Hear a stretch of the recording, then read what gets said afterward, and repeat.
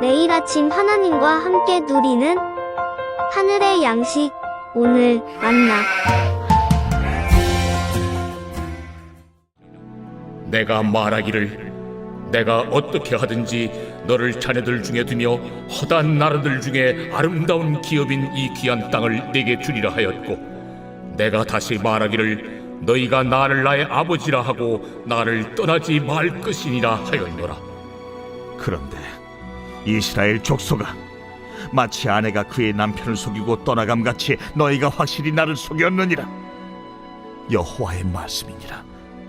소리가 헐벗은 산 위에서 들리니 곧 이스라엘 자손이 애곡하며 간구하는 것이라. 그들이 그들의 길을 굽게 하며 자기 하나님 여호와를 잊어버렸음이로다.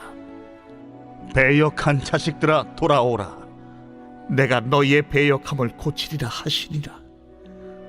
보소서, 우리가 주께 왔사오니 주는 우리 하나님 여호와이시니이다. 작은 산들과 큰 산 위에서 떠드는 것은 참으로 헛된 일이라. 이스라엘의 구원은 진실로 우리 하나님 여호와께 있나이다. 부끄러운 그것이 우리가 청년의 때로부터 우리 조상들의 산업인 양떼와 소떼와 아들들과 딸들을 삼켜 싸운즉 우리는 수치 중에 눕겠고 우리의 치욕이 우리를 덮을 것이니, 이는 우리와 우리 조상들이 청년의 때로부터 오늘까지 우리 하나님 여호와께 범죄하여 우리 하나님 여호와의 목소리에 순종하지 아니하였음이니이다. 여호와께서 이르시되, 이스라엘아, 네가 돌아오려거든 내게로 돌아오라.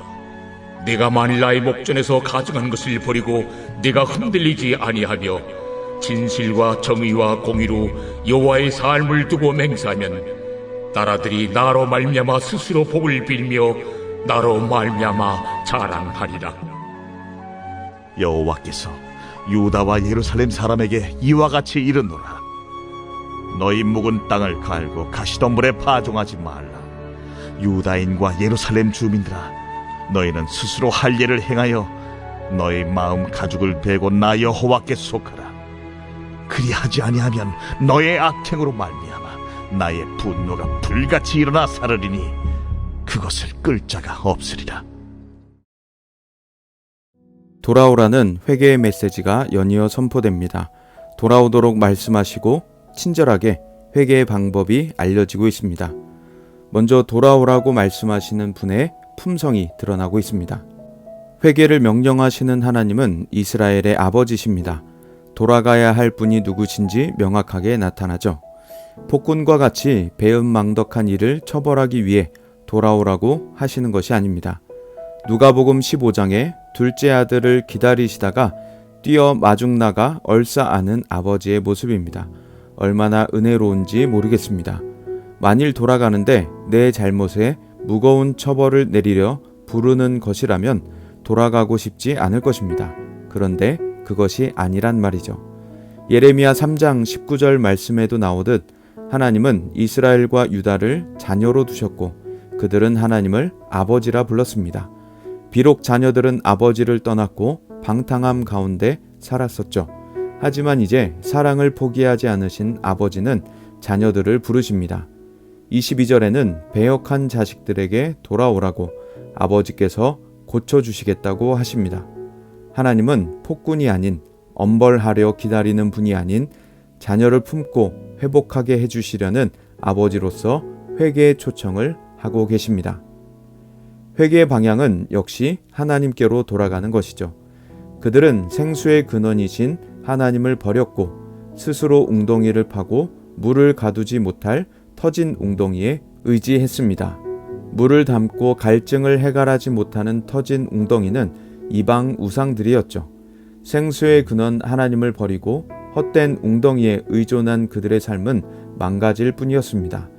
하나님은 모든 우상들에게서 돌이켜 하나님께로 돌아오라고 하십니다.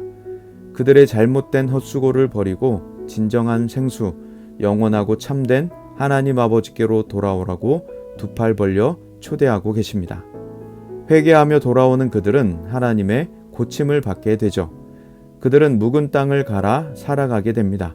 이스라엘 유다에게 필요한 것은 바로 마음의 할례였던 것입니다. 성경에서는 줄곧 마음의 할례를 말씀합니다. 신명기 10장 16절에 마음의 할례를 행하고 다시 목을 곧게 하지 말라고 하십니다. 신명기 30장 5절 6절에도 하나님께서는 마음의 할례를 베푸셔서 마음과 뜻을 다해 하나님을 사랑하게 하시는 분이십니다.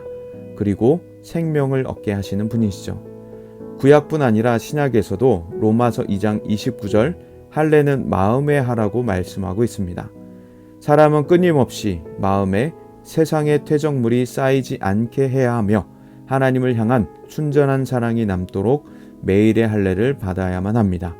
그럴 때 하나님을 향한 온전한 신앙으로 살아갈 수 있게 되는 것이죠.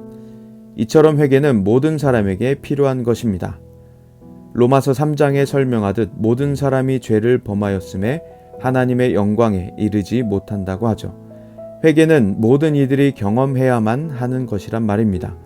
부모의 신앙이 자녀에게 유전되는 것이 아니기에 자녀들은 자신의 신앙을 하나님 앞에서 고백해야 하는 것이죠.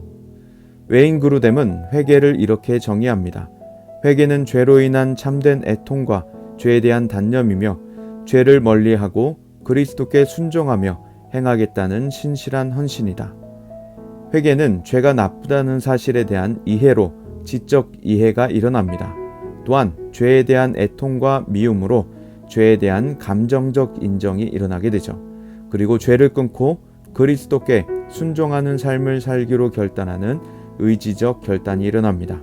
그래서 죄를 미워하고 돌이키는 것과 그리스도를 믿는 믿음의 사건이 동시에 일어나 회개가 일어나게 되는 것이죠.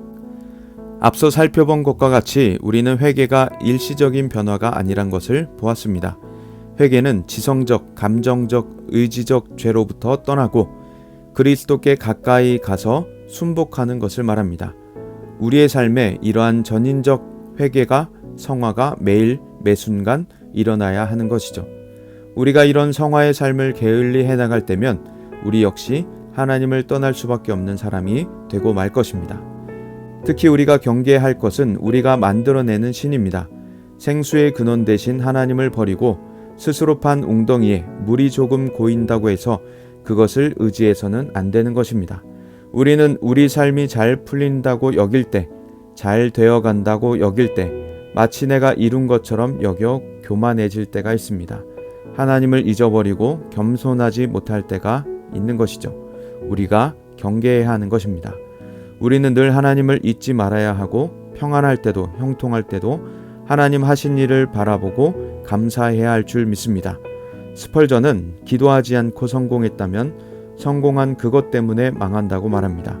우리는 이 경고를 기억하며 우리에게 일어난 모든 일들 속에 하나님의 영광을 높일 수 있는 사람들이 되기를 원합니다. 하나님은 아버지로서 이스라엘과 유다를 회개로 초청하고 계십니다. 폭군처럼 엄벌하기 위해 초청하는 것이 아닌 회복하고 낫게 하기 위해 초청하고 계십니다. 자녀들이 하나님께로 와서 해야 할 것은 마음의 할례인 것이죠. 우리 역시 날마다 마음의 퇴적물이 쌓이지 않도록 내가 만들어내는 세상 우상에 휘둘려 살지 않도록 마음의 할례를 행하기를 원합니다. 그래서 주님께 즐거이 순종하는 우리 모두가 되기를 간절히 기도합니다.